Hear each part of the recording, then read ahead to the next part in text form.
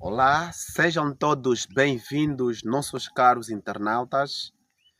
Estamos aqui para nós podermos partilharmos uma mensagem da palavra do Senhor, com o objetivo de nós sermos edificados através da meditação. E você está neste canal, está consumado. O objetivo principal deste canal é a gente falarmos mensagens relacionadas a profecias, mensagens escatológicas. E essas mensagens que nos preparam para a breve vinda de Jesus Cristo. E nós queremos que você nos acompanhe e se inscreva no canal, ative o sininho sempre que nós vamos postar novos vídeos para que você possa ter acesso aos mesmos. A nossa meditação, na verdade, o objetivo é para nós sermos edificados espiritualmente. A nossa meditação, na verdade, vai se basear no livro de Êxodo, capítulo 6. As condições que existiram no tempo de Moisés, no tempo do povo de Israel, antes de eles saírem do Egito para Canaã, serão as mesmas condições. E para nós entendermos a condição deste mundo, a condição da sociedade atualmente, é necessário considerarmos o passado.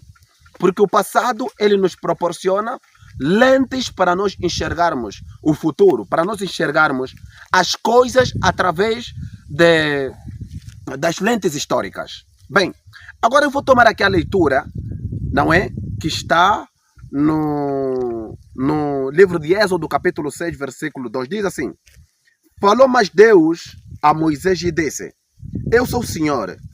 E apareceu a Abraão e a Isaac e a Jacó como Deus Todo-Poderoso. Mas pelo meu nome, o Senhor, não lhe fui perfeitamente conhecido.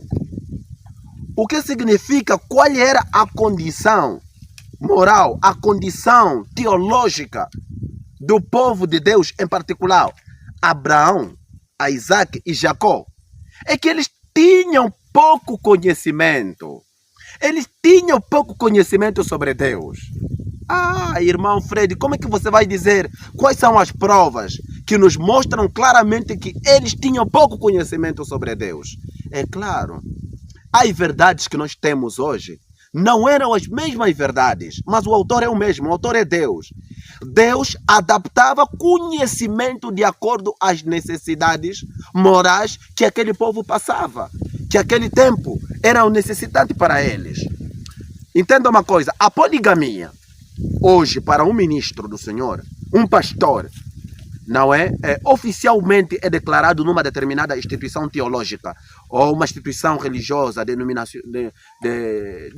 denominacional, como um pastor, por exemplo, adventista do sétimo dia, presbiterianos, como algumas outras entidades teológicas ou entidades religiosas. Se vão permitir um pastor ter duas mulheres, esses pastores não são permitidos. Nós não permitimos que um pastor tenha duas mulheres. Não é? Por quê?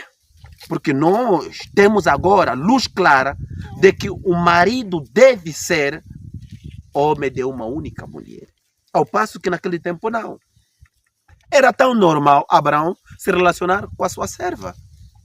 E a própria esposa sancionando. Eu pergunto, qual é a mulher de um pastor que vai permitir com que o seu marido caia ou tenha relações com a sua serva?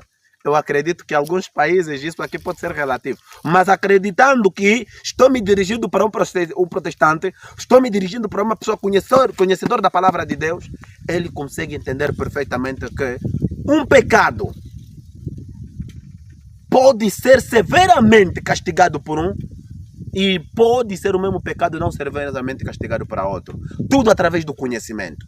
Abraão, quando chegou lá no Egito, ele mentiu diante do faraó para salvar a sua própria vida. Deus gostou com isso? Não, houve consequências, claro. Abraão tinha que abandonar o seu emprego. Abraão tinha que sair na casa do faraó para ir peregrinar de novo. Tá bom? Mas a mesma prática mentira, quando é praticada por uma Raabe, uma prostituta, Deus louvou. O fato é que a Raabe entrou na galeria dos heróis da fé. Tudo porque ela estava agindo, estava procedendo de acordo com o conhecimento que ela tinha.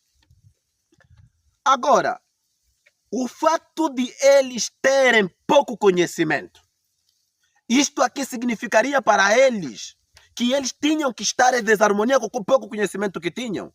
Claro que não. Tá bom? O fato de termos pouco conhecimento não significa que Deus ia tolerar os seus pecados. Mesmo a poligamia do Abraão não foi sem consequências. Ok? Os antediluvianos morreram, mesmo que eles não tinham conhecimentos, os compêndios teológicos que nós temos hoje. Sodoma e Gomorra, no tempo de Abraão, pereceram por causa de pecados. Ló perdeu sua esposa por causa de pecados. Jacó foi castigado severamente por causa do pecado de ele ter cobiçado e roubado o direito de primogenitura. Então, o fato de a pessoa ter pouco conhecimento não significa que deve ser irresponsável diante de quem? Diante de Deus. Não. Aqui onde nós estamos agora, Deus ele vai dizer que eu não me manifestei perfeitamente a eles. Eles não me conheceram bem. Tinham pouco conhecimento sobre mim. Todavia, mas eles andaram em harmonia com a minha palavra. Hoje em dia, antes de Jesus Cristo vir, Deus deseja inundar o Egito, que representa o mundo, deseja inundar o Egito com o conhecimento da palavra de Deus, mais do que tiveram os nossos pais. Sim, meu amigo. Significa que o conhecimento que tiveram os reformadores na Idade Média, enquanto estavam fugindo da perseguição da Igreja Católica Apostólica Romana, aquele conhecimento precisa ser ampliado. Os nossos pioneiros, os adventistas do sétimo dia, o conhecimento que eles tiveram era um conhecimento imperfeito, mas Deus hoje está dando à última geração um conhecimento perfeito, um conhecimento poderoso sobre a sua vontade. E o Senhor vai desejar que nós possamos manifestar diante de Deus um comportamento, um caráter que vai de acordo ao conhecimento que nós temos. Sem isso, o Senhor não pode nos aceitar. Sem isso, o Senhor não pode nos tornar como seus representantes. A condição do mundo antes da vinda do Moisés representa exatamente a condição do mundo antes da vinda de Jesus Cristo. Antes que o Moisés venha, o povo estava nas trevas, mas a vinda de Moisés trouxe luz. Antes da volta de Cristo, o mundo estará em trevas. Na volta de Jesus, haverá luz. Meu amigo, o que estás a fazer com a luz que o Senhor te deu? Você vive de acordo com a verdade que o Senhor te deu? Você vive a mensagem que Deus te deu? Você anda em conformidade com a verdade que o Senhor revela para você? Você obedece às mensagens que Deus te dá? Você consegue viver não adulterando? Porque você sabe. Viver não mentindo? Porque você sabe. Para eu fechar esta meditação, entenda, meu amigo, uma coisa. A palavra de Deus no livro de Mateus capítulo 4, versículo 4 diz o seguinte. Quando Jesus Cristo foi tentado por o diabo, ele disse que se tu és filho de Deus, transforma essas pedras em pães. E Jesus lhe respondeu, não é só do pão que o homem viverá, mas de toda a palavra que sai da boca do Senhor.